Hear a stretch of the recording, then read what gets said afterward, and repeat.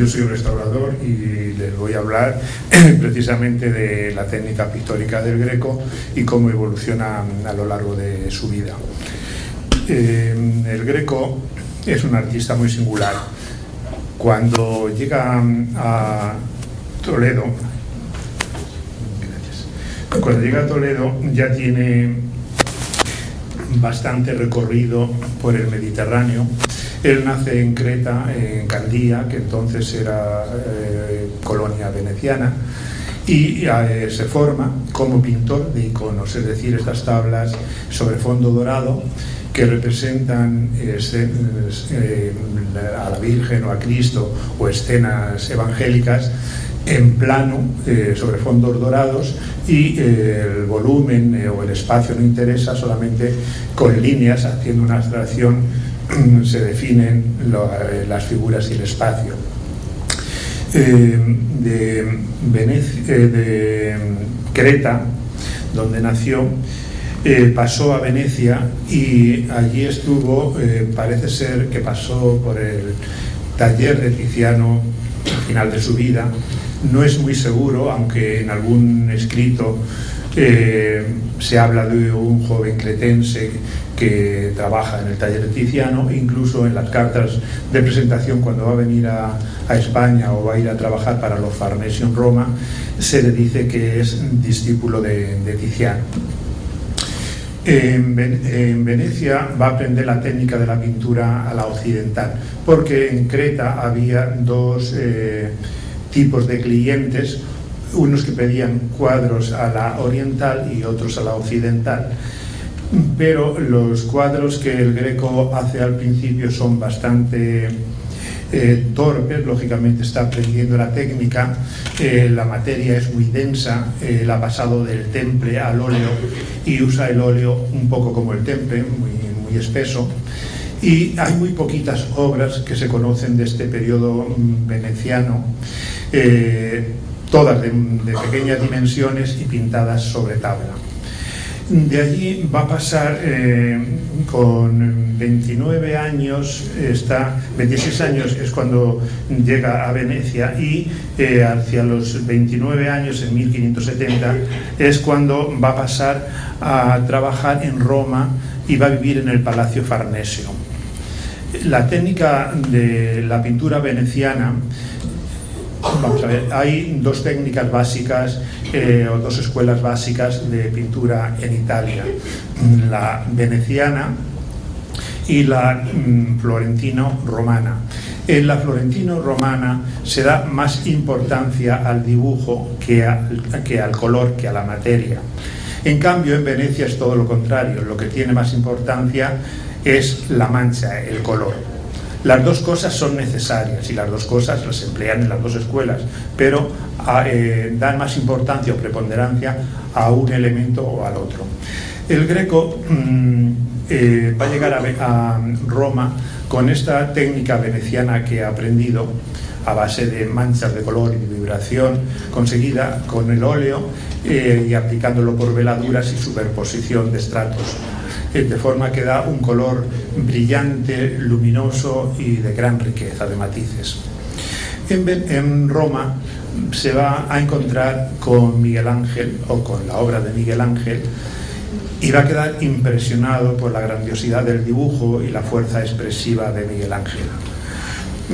Hay unas referencias que dicen que tuvo problemas en Roma porque criticó el juicio universal que había hecho Miguel Ángel y dijo que él se comprometía a pintarlo mejor en poco tiempo. Claro, era un alarde, un poco de soberbia y tal, pero él lo que se quería referir era que la técnica suya era diferente y que tenía más modernidad o más interés que la forma esta tan dibujística de Miguel Ángel. Pero él asimiló mucho de la enseñanza y de la grandiosidad de Miguel Ángel y va a tratar de hacer una síntesis uniendo a ese dibujo grandioso de Miguel Ángel el color de Venecia. Con ese bagaje es con el que va a venir a Toledo, va a llegar a Toledo hacia 1577 para cumplir un encargo que le había hecho don Diego de Castilla, que era hijo del deán de la Catedral de Toledo. Este señor también llegó a ser deán, entonces los deanes podían tener hijos. Era para decorar una iglesia recién construida en un monasterio muy antiguo de Toledo que se fundó en el siglo XII, pero que había renovado la iglesia gracias a un legado, y Herrera, el arquitecto del Escorial, había construido la iglesia. Y aquí es donde va a empezar la fulgurante carrera de El Greco, y se va a convertir en un pintor de una personalidad única, y va a crear una serie de obras maestras que le hacen ser uno de los grandes genios de la pintura. Vamos a ver dos cosas. Por un lado, cuál es la técnica que emplea el Greco, y después cómo evoluciona allí en Toledo, solo fuera de las corrientes italianas de moda. Les pongo estas dos imágenes porque es el punto de partida y el punto de llegada de la evolución del Greco.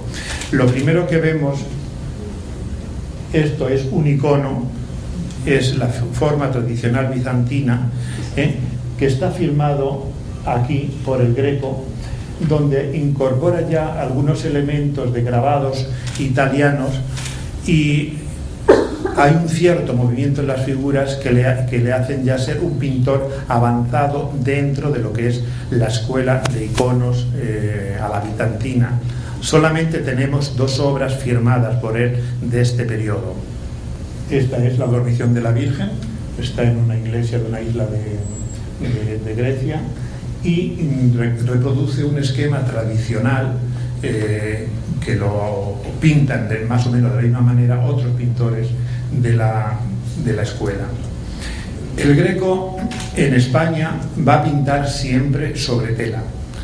El paso de la tabla a lienzo básicamente se va a desarrollar a partir de la escuela veneciana, y no es únicamente por los formatos que querían construir para los grandes retablos o las grandes palas de altar, también es porque buscan un efecto estético diferente al de la tabla. La tabla da una superficie esmaltada, brillante, como si fuese de porcelana, y los venecianos tratan de buscar como una tercera dimensión en la pintura, que tenga un relieve. Por eso van a usar telas con una trama gruesa, que van a cubrir con una preparación muy ligera. Nunca se va a perder la trama del lienzo, y sobre eso van a pasar a veces el color espeso, de forma que queda solamente en las partes altas del dibujo del lienzo. Ahora veremos algunos ejemplos. Y eso es lo que el Greco va a hacer. El Greco va a usar dos tipos de tela. Una de ellas es esta, el mantelillo veneciano, que es la trama y urdimbre van haciendo estos dibujos geométricos, y la razón de usar estas telas, aparte que era una tela de muy buena calidad, y la llamamos de mantelillo porque eran las telas que se tejían, los telares manuales, más anchas, porque eran para manteles de mesa, y por eso lo llamamos mantelillo veneciano. La otra tela que usa es el tafetán, es una trama por una urdimbre. Esto es el reverso de un cuadro del Greco. Sobre la tela él va a extender una capa de estuco a base de sulfato de calcio, yeso muerto, y cola. Lo va a hacer muy diluido, de forma que ya ven en este caso cómo por el reverso gotea, traspasa, porque no quiere una capa gruesa, opaca, que tape el dibujo de la tela. Esto es lo que quedaría el mantel a la vista por la parte de la pintura. Ya ven que el dibujo no se ha tapado, y lo que les decía del arrastre del color sobre la trama de la tela da estas vibraciones de la pintura. Sobre la preparación blanca, esto del fondo, él va a aplicar una imprimación rojiza. Esa imprimación rojiza la consigue mezclando una serie de pigmentos no es una tierra, es una mezcla de pigmentos.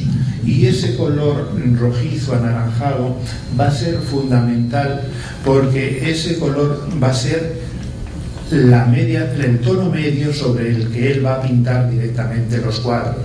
Incluso al final va a quedar sin cubrir en muchos sitios como si fuese un color más. Aquí vemos claramente esto, porque este cuadro que termina en medio punto es la adoración de los pastores de la colección de don Emilio Godín. Tiene la imprimación rojiza hasta aquí, porque toda esta parte la iba a cubrir el retablo, el marco.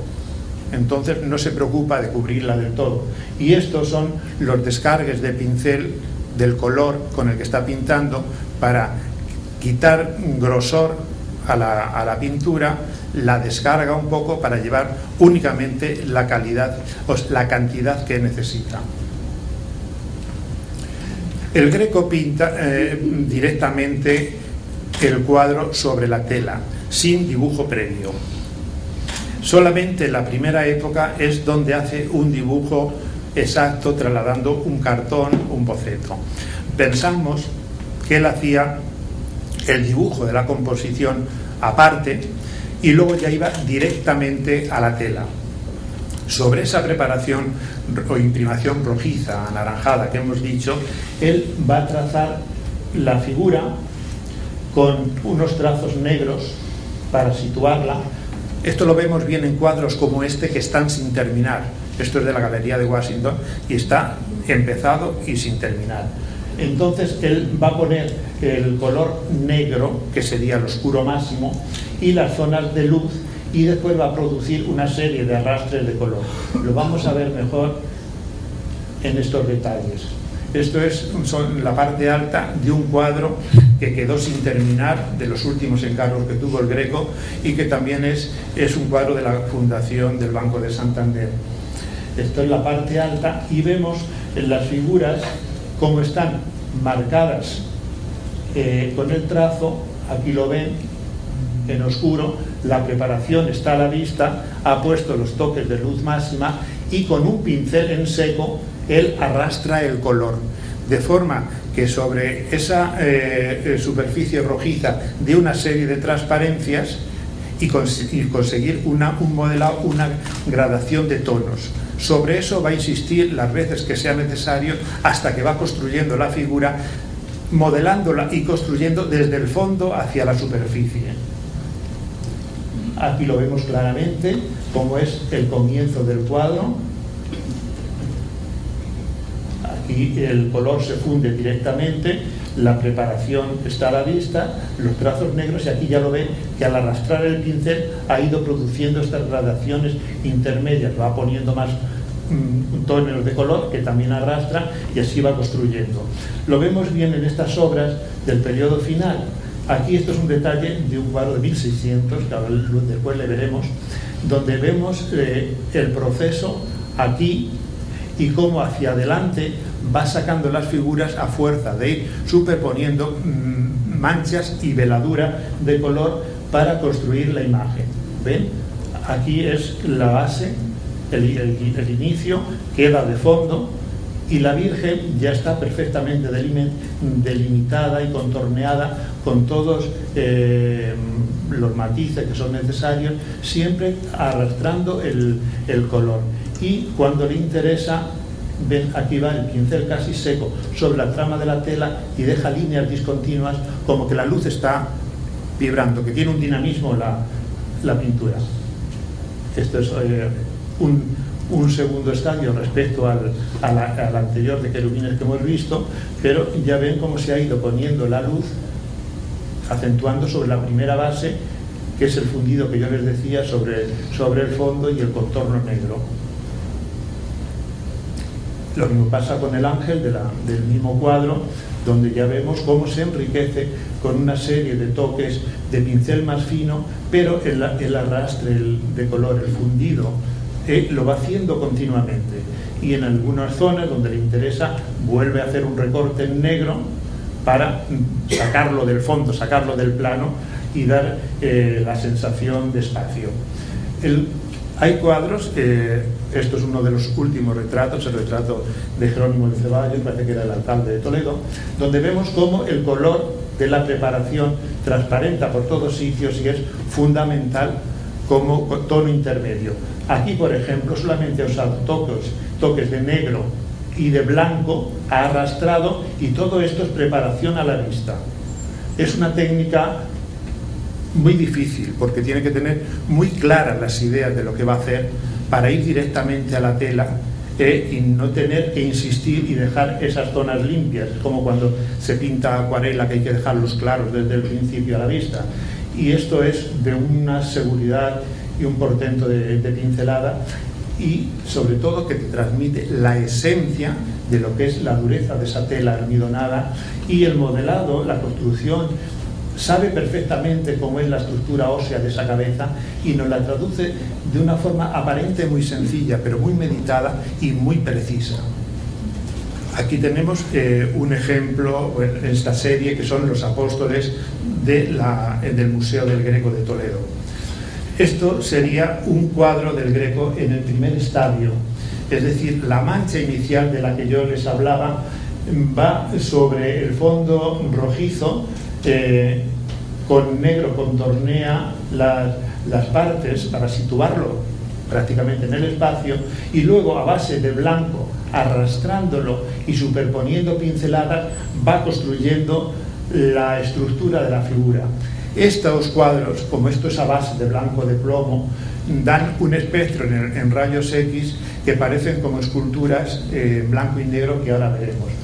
Vean aquí qué magistral es el toque para dejar las luces en su sitio y todas estas matizaciones y todos estos pasos de color a base de una pincelada segura, y entrecruzando va construyendo los volúmenes y la anatomía del santo. Es una imagen que ahora nos parece impresionante porque está muy cerca de nuestra estética actual, pero es un cuadro que quedó sin terminar. Sobre esto es lo que sería la radiografía. Ya lo ven, todos los planos de construcción están perfectamente estructurados, los empastes y los colores que ha ido arrastrando para dar los medios tonos, y da un espectro con rayos X inconfundible. Esto pasa cuando la figura es una construcción original del Greco y está hecha desde el fondo hacia la superficie. Cuando el taller copia estas cosas, solamente copia el resultado final, con lo cual la radiografía nos da oscuro con unos ligeros toques de luz, pero no con esta matización que vemos. Sobre esa grisalla, él va a dar un tono de color en cada zona del cuadro, que es casi transparente, es como si fuese acuarela. El color pigmento se va a acumular en las zonas de sombra. Las zonas de luz no va a quedar color, es el color de abajo, el color subyacente de la grisalla, lo que transparenta.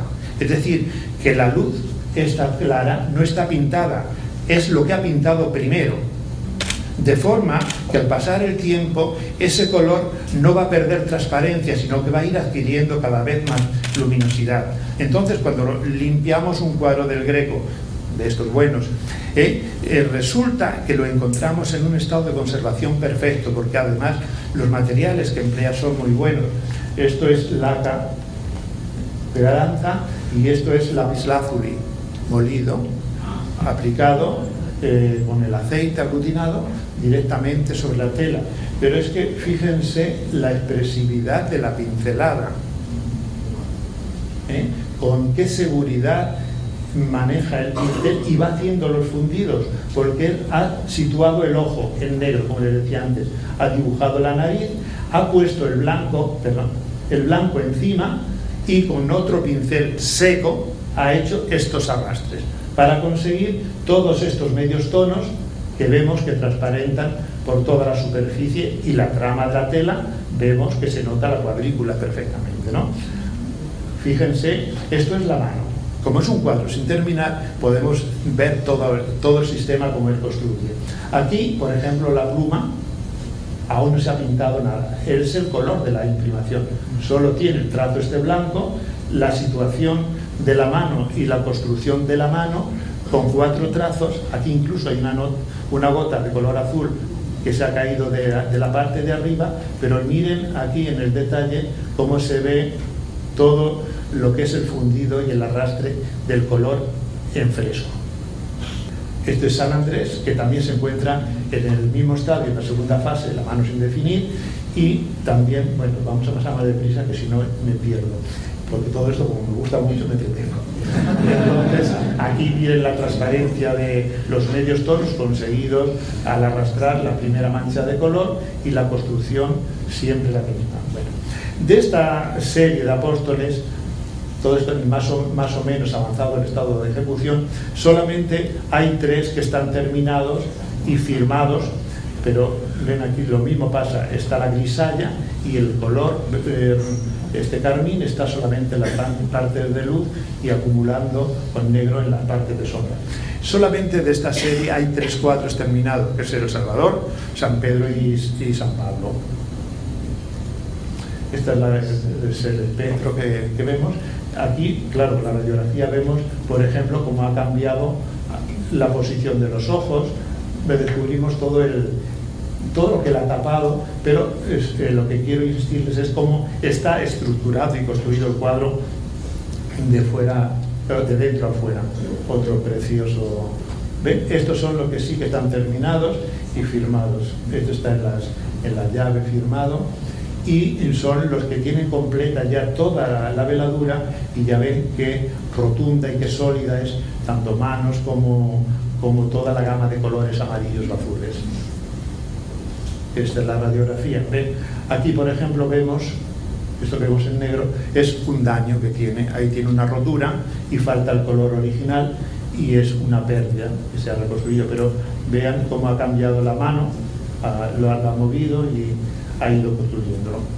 San Pablo, es curioso que, bueno, hablábamos antes, no sé, antes de la conferencia, aquí lleva la carta de San Pablo a Tito, que fue el primer obispo de Atenas, de Creta, de Gandía, y que es un recuerdo hasta el final de su vida de su patria natal. Aquí tienen la carta, y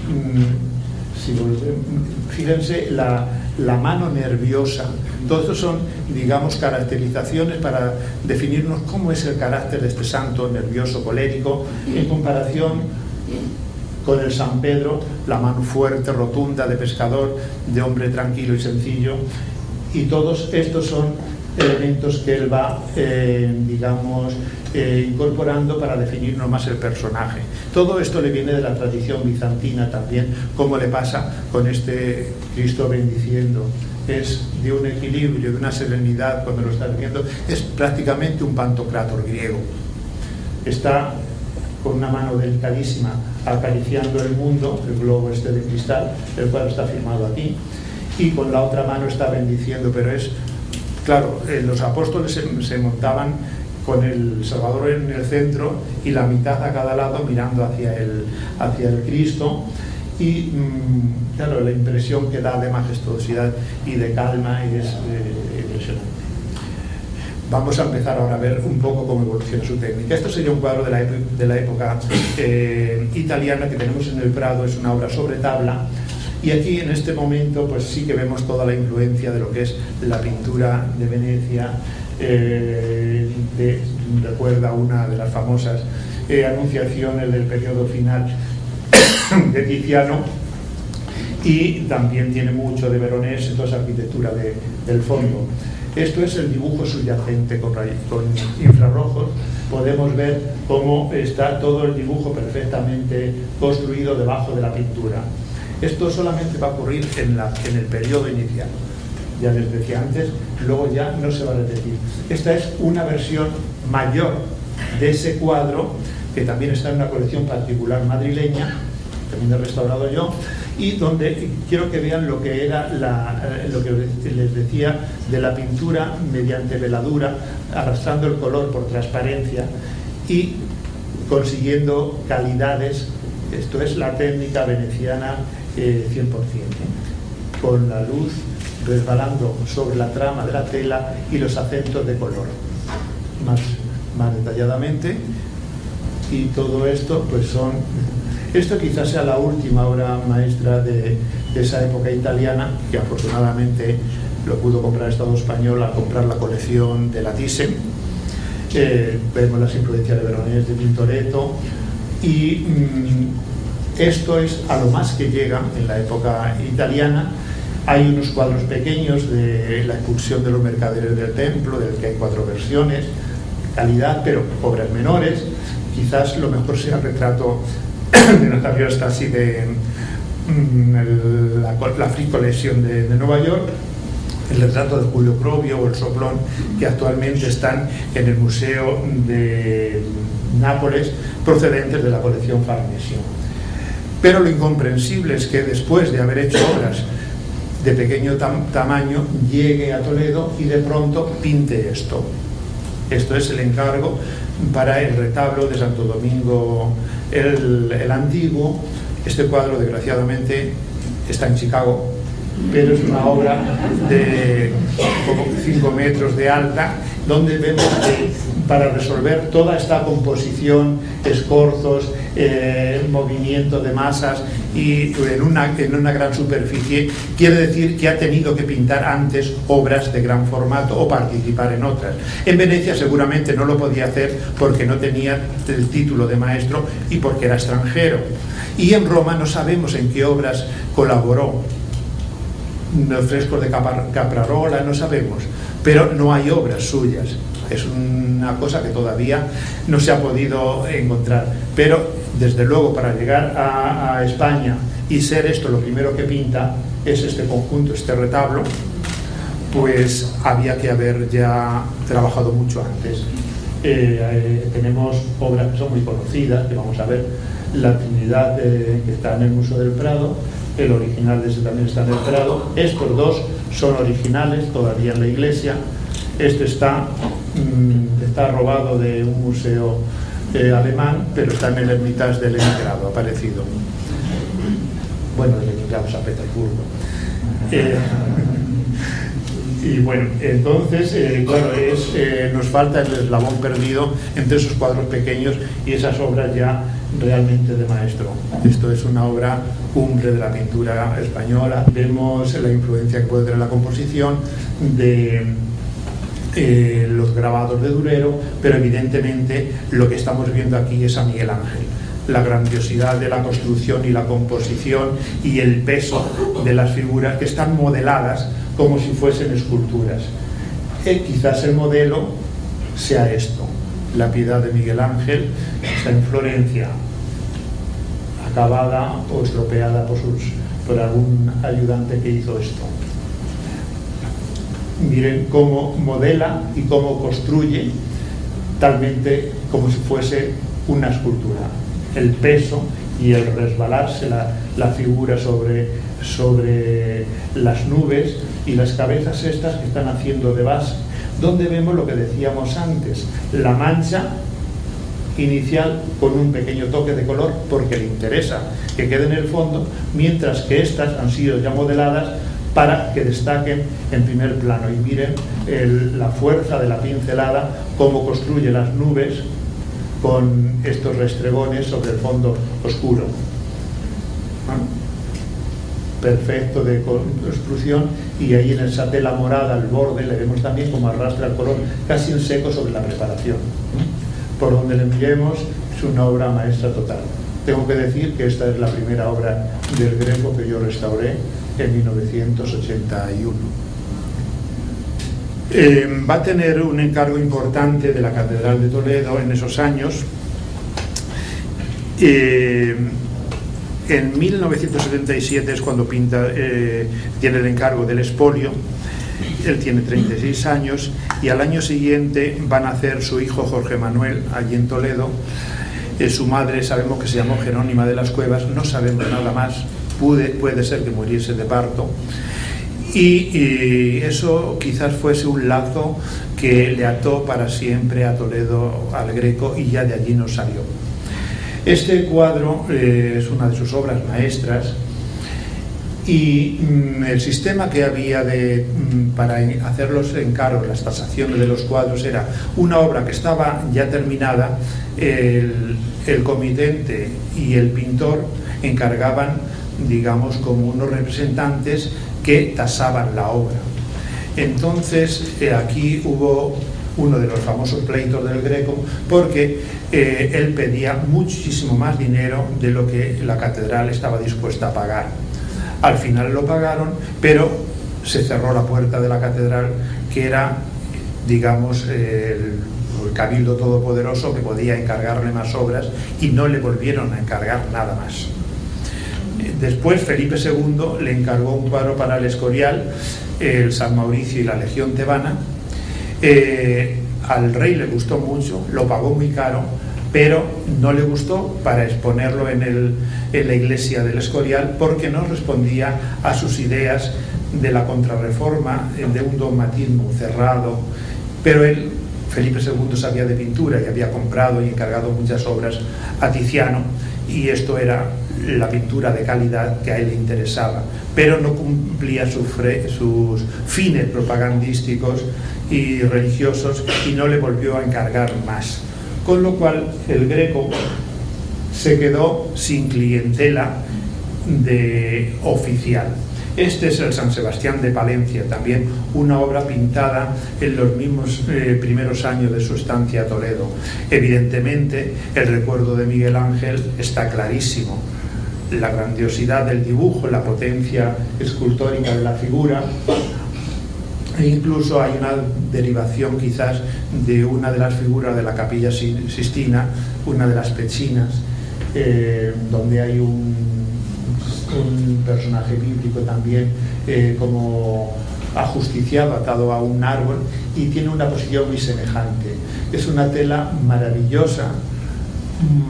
Se ve poco porque la Catedral de Valencia también está en un sitio apartado, donde hay que pedir permiso casi para verlo, pero el estado de conservación es perfecto, porque la tela, cuando llegó al museo, que lo restauré en el 81 también, tenía roturas con trozos de telas pegadas por detrás, pero eran roturas lineales, no tenía pérdidas de color, con lo cual al rentelarlo volvió a recuperar toda la unidad y tiene todas las veladuras y acabados originales del Greco.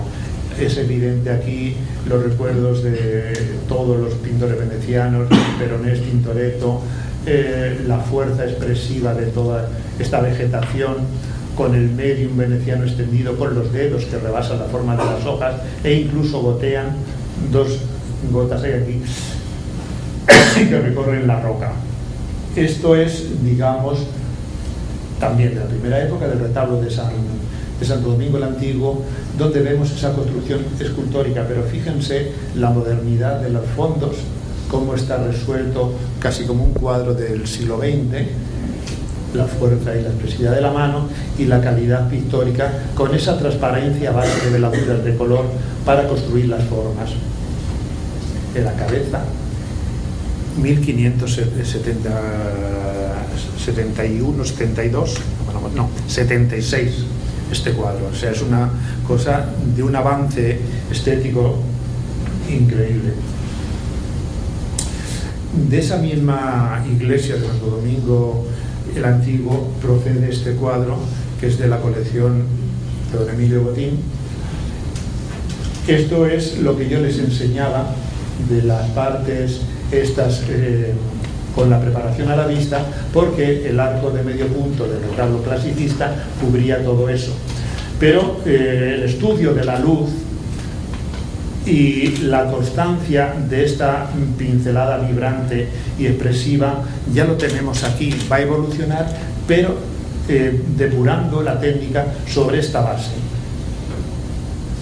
Evidentemente aquí tenemos recuerdos de Bassano en estas cabezas y de los pintores venecianos que él conoció, pero miren los fondos, que esto parece casi un Picasso, simplemente la mancha con 4 trazos sobre la preparación a la vista y una ejecución de una seguridad asombrosa, el estudio de la luz del San Jerónimo este del primer término. Y este sería otro nacimiento, otra adoración de los pastores, pero este ya es el último. Este es el que él pinta y dona al convento de Santo Domingo, el Antiguo, para su tumba. Con lo cual, en la misma iglesia convivían la adoración de los pastores que acabamos de ver de la primera época y esta del estilo final.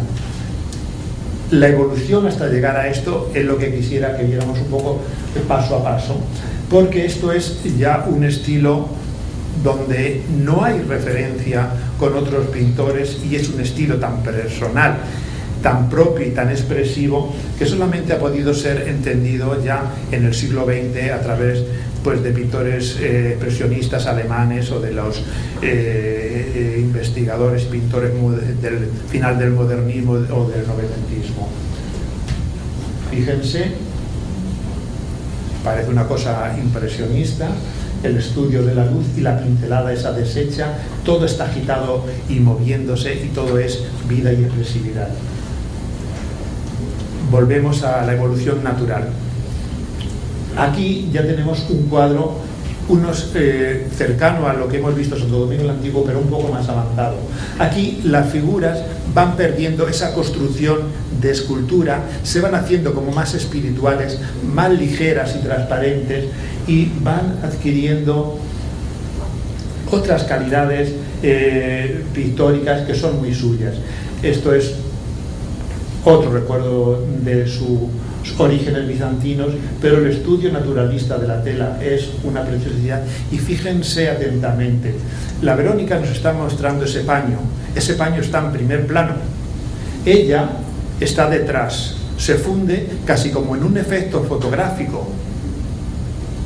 Es una visión muy adelantada de lo que pueden ser los fundidos de los contornos y de las cosas lineales con la distancia, mientras que lo que está en primer plano sí tiene una presencia corpórea rotunda, delicadísimo, pero ya no es la fuerza constructiva escultórica del San Benito que hemos visto antes, o esto que es un estudio perfecto de las telas con la calidad del plegado y las vueltas del paño y bueno, y la mirada hipnótica del icono bizantino, pero con una sutileza de colores, unas transiciones. Un poquito más adelante es esta ya la visión de San Juan en Patmos con la Inmaculada, donde ya vamos yendo a un campo más abstracto. Tiene cosas de estudios naturalistas como pueden ser las flores estas de la parte baja, pero esto ya se diluye en nubes. Y fíjense la estructuración de este paño también del lapislázuli sobre el fondo blanco, que es totalmente a base de formas geométricas, es una cosa completamente cubista. Por eso Picasso decía que su primer maestro había sido el Greco y que el Greco había sido el que había inventado el cubismo. Por eso en la época azul y rosa de Picasso hay mucha referencia al Greco, también después que hace series, pero ya le digo, esa comprensión de estas pinturas tenemos que esperar hasta 1900 prácticamente para que vuelvan a ser redescubiertas, porque quedaron olvidadas en las iglesias de Toledo y en los conventos y no se apreciaron porque no habían salido de la ciudad y solamente los visitantes románticos de finales del siglo XIX son los que llegaron otra vez a redescubrirlo. Pero ya les he dicho, el Greco se ha quedado sin clientela poderosa, no tiene ni a la iglesia ni tiene al rey para encargarle cosas. Entonces va a hacer lo que había hecho su maestro Tiziano y los pintores italianos, y es crear un taller para crear obras de devoción que puede vender a los conventos de Toledo o a particulares. Entonces va a crear una serie de prototipos siguiendo las ideas religiosas de la Contrarreforma católica. Va a santos penitentes, arrepentidos, el valor de los sacramentos tiene que ser reafirmados con una predicación a base de imágenes continuas, y va a crear una serie de prototipos que va a repetir el taller. Del Greco, por mi experiencia, de las obras estas que vemos que hay varias versiones, solo una es del Greco, es la obra de creación. Después, en el taller van a hacer una reducción en pequeño de esa obra, que va a tener guardada como modelo para cuando le piden encargos, que no los va a realizar él, como mucho los va a empezar, pero los va a acabar el taller, y por eso hay obras de diferente calidad siendo la misma iconografía. Pacheco, que lo visitó hacia 1600, vio, el señor quedó admirado de que en una cuadra, es decir, en una estancia de la casa, guardaba el modelo de todas las obras que había pintado. En esas obras no son bocetos, son reducciones de la obra, porque en las obras grandes, que ya les decía, están pintadas directamente, vemos los cambios, las correcciones y la potencia expresiva de la composición, mientras que en las obras pequeñas no hay ninguna variación sobre el resultado de la obra final. Se reproduce con pincelada pequeña, mezquina y rutinaria, sin la espontaneidad y la soltura de la pincelada del Greco, la obra ya acabada. Y eso tenía esa finalidad, tener el modelo para enseñar a los clientes que le iban a hacer los encargos. Vemos la coherencia del dibujo en todas las partes, este escorzo que siempre suele fallar cuando lo hacen los ayudantes, y la textura de las pinceladas y cómo nos está definiendo con esta pincelada la calidad de esa lana vasta del hábito, la calavera perfectamente construida y modelada con la calidad ósea que necesita, el ensimismamiento del santo y la luz, que aquí es más grande que en la versión que tienen ustedes aquí en el museo, que tiene como finalidad separarlo del fondo. Está en una gruta meditando, y luego el estudio del cordón, que es una maravilla, como ha puesto la pincelada exacta en el punto concreto para definirnos las texturas.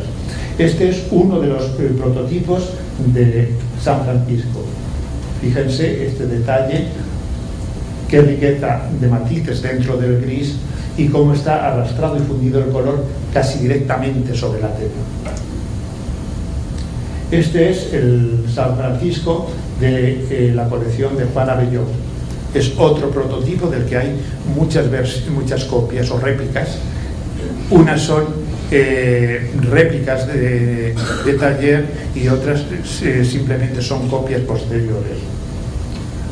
Este es de la colección Torelló, otro prototipo. Se notan enseguida los dibujos y la calidad de estos elementos. Este Cristo, que puede ser un Cristo de los Leoni, y la Paría del Santo. Es un cuadro que ha sufrido mucho desgaste. Yo lo restauré y pude recuperarlo un poco, pero ya tiene una limpieza excesiva en muchas zonas.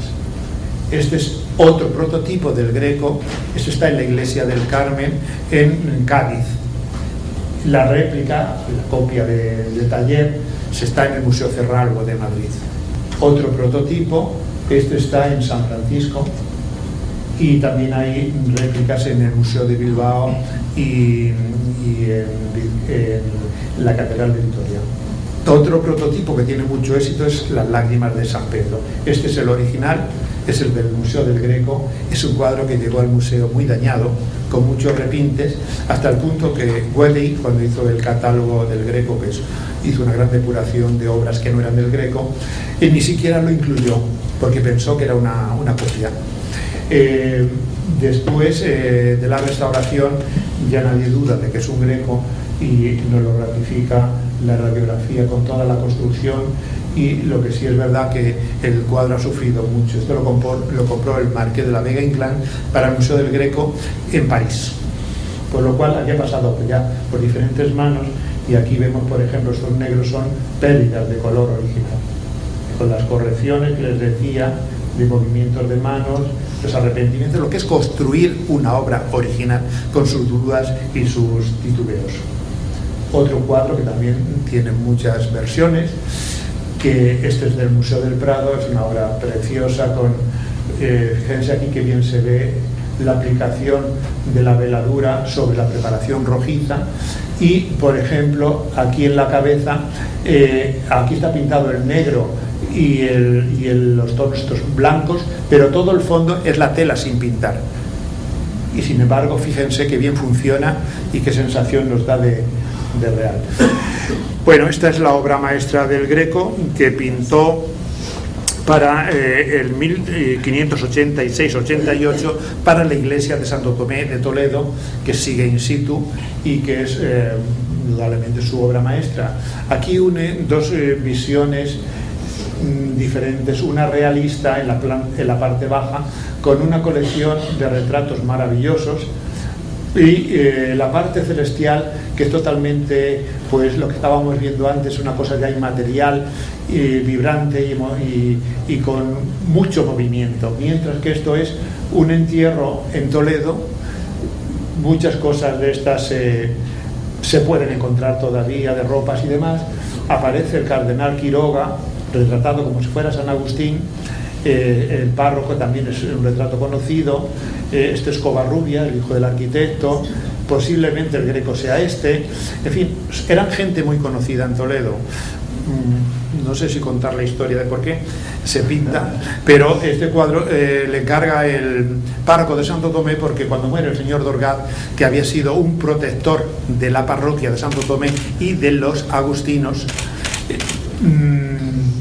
había dejado en el legado del testamento que el pueblo de Orgaz tenía que pagar a la parroquia un tributo todos los años para Navidad de unos pollos, un cordero y no sé qué historia.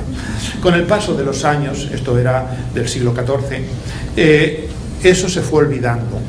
Entonces el párroco reclamó y quería, bueno, estaba en proceso como de beatificación de este señor, el señor de Orgaz, y reclamó, ganó el juicio, y entonces tuvieron que indemnizarle el pueblo, y con ese dinero encargó el cuadro al Greco, que está sobre la tumba del señor de Orgaz. Y era una leyenda toledana que cuando iban a enterrar al conde, o al señor, entonces no era conde, señor de Orgaz, bajaron San Agustín y San Esteban para enterrarlo. Aprovecha para hacer un retrato del cardenal Quiroga, y todas estas ropas son maravillosas, de calidades y textura, vemos que está transparencia. Aquí está el martillo de San Esteban. No he traído cuadros, o sea, detalles, porque no quería alargarme. Y esa leyenda es lo que quiere representar. Después el párroco quiso trasladar de sitio el entierro del cuerpo del señor de Orgaz, porque estaba a la entrada, en el sitio menos importante de la iglesia, que él quiso que fuera así por humildad. Y dijo el cardenal Quiroga: lo que los santos han tocado no lo deben trasladar los humanos, y se quedó enterrado allí donde está el cuadro. Anécdota aparte, seguimos la parte superior, donde vemos en el cielo incluso a Felipe II ya en la gloria. Es lo que había hecho Tiziano con la gloria famosa, en la que aparece Carlos V y la emperatriz, incluso Felipe II, ya en el cielo. Va avanzando y vemos estas obras también muy interesantes y de muchísima calidad. Es un conjunto de cuadros que pinta para una capilla de Toledo, la de San José. Es San Martín partiendo la capa con el pobre, que desgraciadamente está en Washington,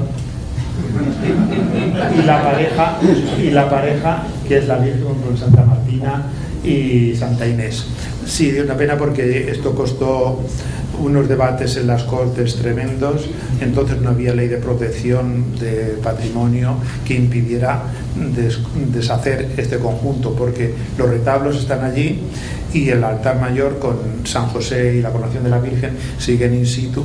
Y para el 2014, que celebramos el centenario de la muerte del Greco, queremos abrir la iglesia y poner los cuadros en su sitio temporalmente, claro.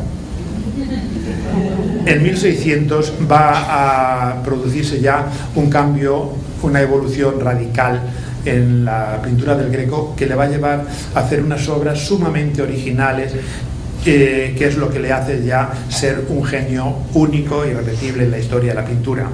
El Greco va a evolucionar solo en Toledo, al margen de las corrientes de moda que se están desarrollando en Italia. En Italia esto ha pasado de moda. Este manierismo final ya no se pinta. Está de moda el naturalismo por la influencia de Caravaggio, que ha creado un estilo nuevo y es el estilo de moda. El Greco se va a quedar solo y no va a tener seguidores después de su muerte. Su hijo, que era un pintor muy mediocre, va a pintar algo al estilo del padre. Tristán va a tener un momento en el que va a pintar a lo Greco Blas Muñoz, pero va a pasar igual con Rente. Estos pintores van a ir a Italia, van a ver lo que es la moda y van a pasar su estilo a una pintura naturalista, y este manierismo ya va a quedar obsoleto. En estos cuadros el Greco llega a un alarde técnico de composición, de movimiento de las figuras. Son como llamas que se retuercen, y la pincelada es sintética y muy expresiva. Es un estilo realmente expresionista. En este momento es cuando le conoce Pacheco, y nos dice que hay que ver lo que trabajaba el Greco para que pareciera que sus cuadros eran espontáneos, por esa técnica que les decía de hacer y deshacer continuamente para que parezca todo vibrante y expresivo.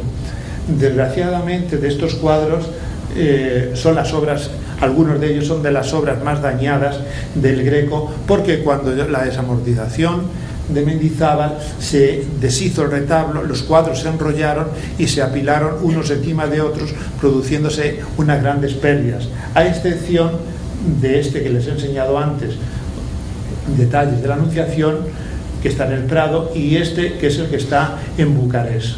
Los demás han sufrido mucho por estos malos tratos en el almacenamiento.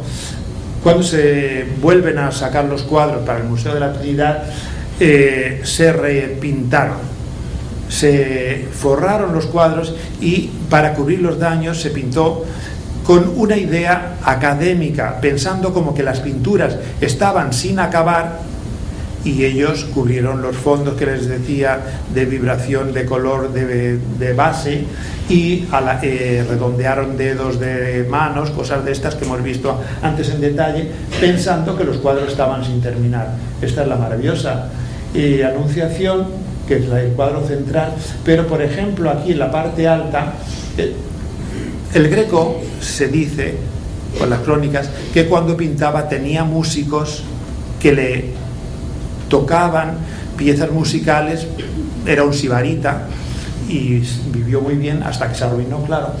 Y entonces esto del estudio directo de lo que es el sonido de la música, este es uno de los ejemplos donde lo vemos. Por ejemplo, aquí en este viola de gamba, seguramente una viola de gamba, las cuerdas están pintadas a trazos, no son líneas continuas, como que la cuerda estuviese vibrando, y las manos del arpista aquí tienen 6 u 8 dedos, como si estuviese moviendo. Es lo que después hizo Velázquez también en las hilanderas, en la rueda que gira, pero él se adelantó, solo que no se vio tanto porque estaba en un sitio menos accesible. ¿Ven lo que les decía de la técnica esta veneciana, jugando con estas transparencias y con esos fondos? Pues todo eso se había repintado, y gran parte de las figuras. Bueno, el ángel maravilloso, vamos a ver. Esto es uno de los cuadros que estaban arriba, pero fíjense, esto estaría como a unos 12 o 13 metros de altura, y la sensación, cuando en el Prado se montó la composición, o sea, que les he enseñado antes, esta figura, por ejemplo, del soldado que cae, daba la sensación de que te iba a caer encima, y es lo que ayuda a que el Cristo suba, pero ya ven que sube todo como si fuese una llama. No hay nada muerto, fondo, figura, todo está vibrando y vivo y dinámico. Este es este cuadro anterior y este aún están sin restaurar. Este sí está restaurado, y les voy a enseñar unos detalles de cómo era su conservación. Esto es después de la restauración, pero fíjense hasta qué punto se había repintado, puestas capas de barniz sobre suciedad, y había quedado una cosa completamente desnaturalizada, mientras que esto es el color original donde aparecen las pérdidas, pero evidentemente no es necesario para cubrir estas pérdidas o neutralizarlas repintar hasta ese extremo. Entonces yo tuve que hacer excavaciones arqueológicas para descubrir el cuadro original del Greco. Tuve la suerte de que cuando hicieron estos repintes no habían limpiado el cuadro, pintaron sobre los barnices antiguos, con lo cual tenía una capa interpuesta entre el original y los repintes, y fue relativamente fácil levantarlo, relativamente, como todo es en restauración. Entonces se recuperó, ya ven qué colorido y qué expresividad de figura. Bueno, pues no sé si llegan a apreciarlo, pero una de las pérdidas pasa por aquí, toda una línea horizontal que cruza. Toda la restauración de arriba abajo del cuadro está hecha con acuarela, es decir, 100% reversible y a base de trazos verticales, no imitando la técnica del Greco, sino haciéndola diferente para que se identifique, pero que en la sala del museo y visto a la distancia normal pasa desapercibido, pero cuando se quiere estudiar se identifica lo que es del Greco y lo que es mío. Una de las figuras, claro, esto funciona, ya le digo, a 10 o 12 metros de altura, esto tiene una expresividad y una fuerza como que te va a venir hacia ti y va a hacer que lo otro, contraposición, se eleve. Este quizás sea el más dañado de todos. Este cuadro se enrolló y se almacenó en vertical. Aquí ven claramente los daños. Esta es la reconstrucción de la parte que falta del 19, cuando se restauró, y estos son todos los daños que tiene el cuadro. Esto no lo levantamos, lo dejamos como estaba, porque es una reconstrucción histórica con la que ya has conocido el cuadro, y de quitarlo para inventarme yo otra cosa no tenía sentido. Se respetó todo lo que era esta reconstrucción y la limpieza del cuadro para poder descubrir todas estas pérdidas. Con la ayuda de la radiografía, antes de empezar sabíamos dónde estaba el daño concreto, con lo cual íbamos sacándolo, y esto es como queda al final. Como ven ustedes, el color se nota porque tiene una alteración del tiempo, pero tampoco es una cosa que perturbe para entender el cuadro en general. Y la reintegración de todo esto pues se ha ido haciendo pues punto a punto y con rayitas, como se ha podido hacer, para unificar y que los daños no sean los protagonistas. Aquí tienen del otro lado con el daño que aquí se ve, y la reconstrucción hecha, ya le digo, con material totalmente reversible. La pérdida más importante era esta. Ya ven qué grande es la laguna que tiene, y aquí se ha limpiado recortando la laguna gracias a que con la radiografía sé hasta dónde llega la pintura original. ¿Qué vas a hacer aquí? ¿Vas a quitar esa cara para pintar la nueva? ¿La voy a pintar yo mejor? Pues no. Se deja la que hay y sobre eso se hace un rayado vertical con acuarela para ajustarlo de tono, de forma que se integra. Piensen que si este cuadro tiene 3,5 metros o 4 metros, queda muy alto y se puede, digamos, ver integrado, pero siempre existe la documentación, más luego con ultravioleta se ve todo lo que no es original. Así es como queda la cabeza después de la reconstrucción. Ya le digo que rayando sobre ese color de base con un color de acuarela a base de rayitas verticales. El San Juan maravilloso. Fíjense qué alarde de técnica pictórica. Es inconcebible que esto sea 1600. La Virgen, pues si esto decimos que es un cuadro expresionista alemán, puede pasar perfectamente. Pero afortunadamente, como les digo, al tener aquí también una reconstrucción en las manos a base de rayitas verticales, porque tiene una labor importante, pero se pudo quitar lo que había superpuesto y recuperar la textura original del Greco. Ya lo ven que es vibrante toda la superficie y siempre transparentando la imprimación rojiza de la base. Luego los acentos de luz que él pone pues ahí en los bordes del manto de la Virgen son cosas sutilísimas, pero son cosas de gran artista y de un conocimiento o una idea clarísima, mejor dicho, de lo que quiere transmitir y transmitirlo de una forma expresiva y elocuente. Estos son los cuadros de Illescas, es un conjunto que fue la ruina suya por la forma de hacer los contratos, con un estudio precioso de la luz, la pareja. Este es el San Sebastián, el San Ildefonso, una de las obras maestras. Es el único Greco que he conocido que no tiene ni una sola pérdida de color, ni un punto. Todo es original suyo y en un buenísimo estado de conservación después de lo que sufrió, porque estos cuadros que durante la Guerra Civil el pueblo de Illescas se empeñó en que no fueran al Prado, que se almacenaron muchas obras que cogió la Junta de Incautación, se guardaron en las cajas fuertes del Banco de España. El Banco de España, como saben ustedes, está en el Paseo del Prado, pasa un río subterráneo y con la humedad los cuadros se quedaron completamente cubiertos de hongos a los pocos meses y pensaban que eran irrecuperables. Afortunadamente, en el año 36, Jerónimo Sisdedos los restauró y lo restauró maravillosamente, y yo pude después, en los años 60, en el 86 me parece, que fue cuando los volví a limpiar, pero sobre un trabajo bien hecho, porque cuando trabajas sobre una obra ya dañada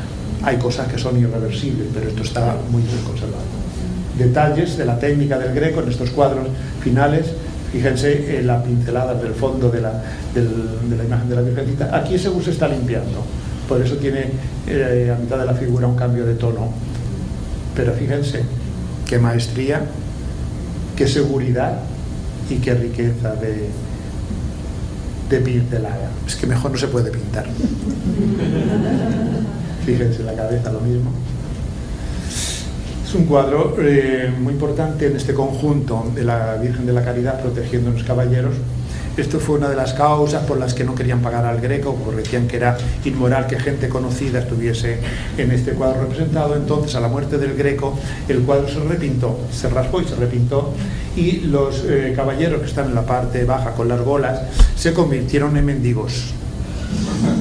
Cuando hay mucha documentación fotográfica de esto, cuando Sisdedos lo restaura, levantó los repintes casi totalmente, y yo después de mi restauración terminé de levantarlo del todo y se recuperó la imagen original como él la concibió, aunque con daños evidentes, porque está muy pelado de color. Esta es una de sus obras últimas y una de sus obras maestras. Es propiedad del Prado por unas circunstancias un poco extrañas, pero está pintado para el Colegio de San Bernardino de Toledo. Ya ven el alargamiento de la figura, es una figura casi inmaterial, es una figura mística, es un hombre que está más cerca del cielo que de la tierra. Ven Toledo al fondo, las mitras de las tres obispados que le ofreció el Papa y que no aceptó. Solamente el pie tiene contacto con la tierra, ligero. Miren cómo funciona el aire por debajo de la ropa, y el color está mezclado directamente, el blanco y el negro sobre la tela. O sea, no hay mezcla de paletas, sino que está construido directamente. La transparencia de las nubes del cielo, ese cielo como en tormenta tan característico de Toledo, con la preparación rojiza. Y es una obra sublime. Cuando esto se ve al natural, no te cansas de estar delante del cuadro, de la serenidad, la quietud y la plenitud expresiva de esta obra. Un cuadro que quedó sin terminar del Greco, pero es Toledo. Esta parte está sin terminar, con el plano de la ciudad que se ajusta perfectamente a la ciudad actual. No ha habido muchos cambios. Se lo encargó el administrador del Hospital Tavera, que estaba construyéndose. Este edificio está más cerca de la muralla, lo puso sobre una nube, lo explica ahí en el texto, para que no tapase la ciudad. Pero quizás sea la primera vez que se pinta un paisaje del natural en España. Está pintado del natural, coincide todo y se han haciendo sobre un plano de la ciudad, uniendo los puntos de fuga, pasando por las torres y de la muralla y los edificios, vienen a confluir todas las líneas a la cúpula del Hospital Tavera. Se pintó desde allí y se pintó, yo estoy seguro que del natural. Dense cuenta en esta parte de la vertiente cómo las casas se deforman, porque la estás viendo como cuando hacemos la fotografía con ojo de pez, la tienes ya tan cerca que no tienes perspectiva. Es una ciudad casi inmaterial, ha perdido la capitalidad, están queriendo que vuelva a ser la capital y exponen todos los atributos para reclamar que vuelva a la capital. Tiene el Áureo Tajo con su fertilidad. Por aquí están las ruinas del circo romano, para recordarse que están realmente en ese sitio, y una serie de edificios. Una ciudad tan ideal, tan maravillosa al amanecer, donde está dando la luz de lado en las casas, y esas verticales es la que le da peso y estabilidad a las construcciones sobre ese fondo totalmente vaporoso. Es una ciudad tan maravillosa que es normal que la Virgen baje a la catedral a traer la casulla a San Ildefonso. Es una cosa de una belleza, de una calidad técnica. Vamos a ver si tengo algún detalle. ¿Ve? Esto de cerca. Cómo está trabajado todo.